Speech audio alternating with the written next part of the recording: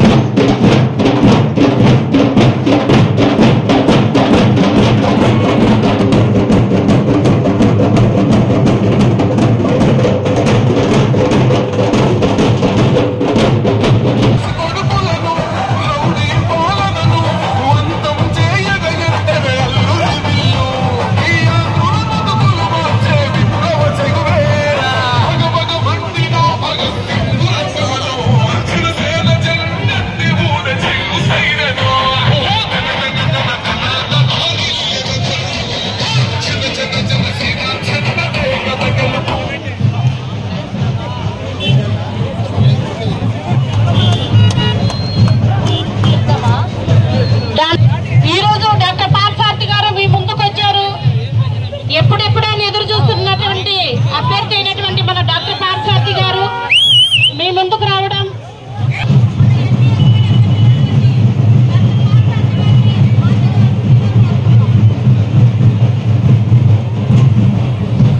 చెరువులో వచ్చే నీళ్ళైనా శుద్ధంగా తయారు చేసి ప్రజల కోసం వదలాల్సిన అవసరం ఉంది.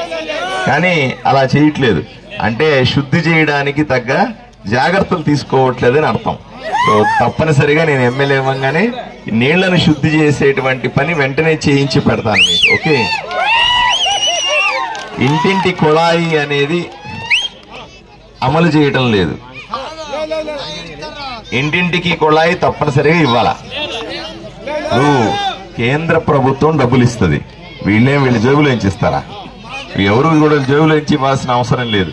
నేరుగా నరేంద్ర మోదీ గారు కేంద్ర ప్రభుత్వం డబ్బులిచ్చి ప్రతి ఇంటికి కూడా కుళాయి ఇవ్వమని చెబుతుంది. తప్పనిసరిగా కుళాయి ఇప్పించే ఏర్పాట్లు చేస్తాను. గ్రామంలో అనువైన ఇంటి ఖాళీగా ఉండే స్థలాల్ని కబ్జాకు గురవుతున్నాయి. ఈ కబ్జా అన్నది ఈ ఊర్లోనే కాదు, ప్రతి ఊర్లో కనిపిస్తా ఉంది. నేను ఎమ్మెల్యే అయితే ఈ కబ్జాలు అనేవి పూర్తిగా ఆదోనిలో లేకుండా చేస్తాను.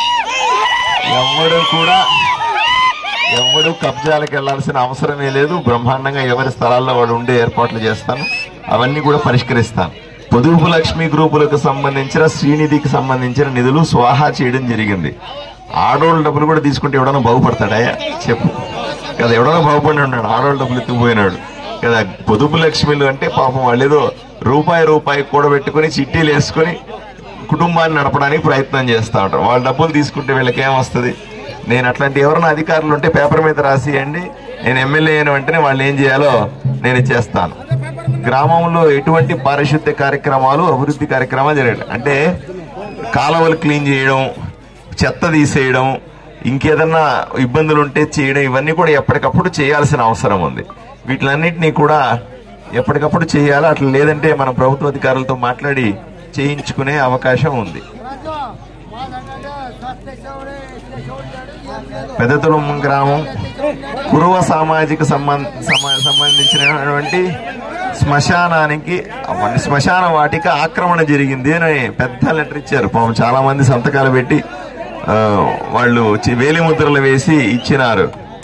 అయ్యా, మేము పెదతుమ్మనం గ్రామ స్థలంలో కురువ కులానికి సంబంధించిన వాళ్ళు కొందరు వ్యక్తులు శ్మశాన వాటికని ఆక్రమించుకున్నారు. కావున శ్మశాన వాటికని హద్దుల పరిధిని ఎక్కడక్కడ చూసి గమనించి సరిచేయవలసిందిగా కోరుచున్నాం.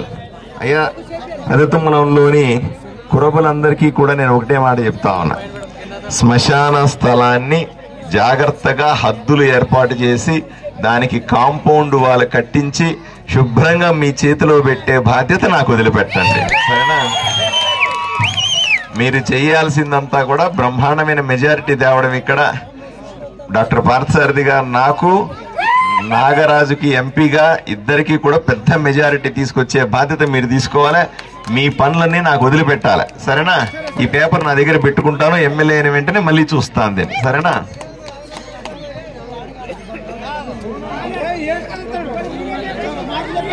ఇది కూడా పెట్టేసుకోండి. ఇంకా అది కూడా పెద్ద తుమ్మలంలో 5000 సంవత్సరాల క్రితం పాండవులు కట్టిన గుడి ఉంది. దీని ద్వారా టూరిజం డెవలప్మెంట్ ఉద్యోగ కల్పన కల్పించాలి. అయ్యా నిజమే, ఇక్కడ ఉన్నటువంటి గుడి చాలా పురాతనమైన గుడి, చాలా విశిష్టత ఉన్నటువంటి గుడి. మీరు చెప్పినట్టుగా ఇక్కడ తప్పనిసరిగా టూరిజం ఏర్పాటు చేసే ప్రక్రియ చేయాలి. ఎందుకంటే ఈ దేవుడు మన దేవుడు మాత్రమే కాదు, రాష్ట్రం మొత్తం ప్రజలు ఇక్కడికి వచ్చి దేవుడిని చూడాలా. దేశంలో ఉన్న వాళ్ళందరూ అయోధ్యకి ఎట్లా పోతున్నారో అట్లా పెద్ద తుమ్మలం రావాలా అని నేను మనస్ఫూర్తిగా కోరుకుంటా ఉన్నా.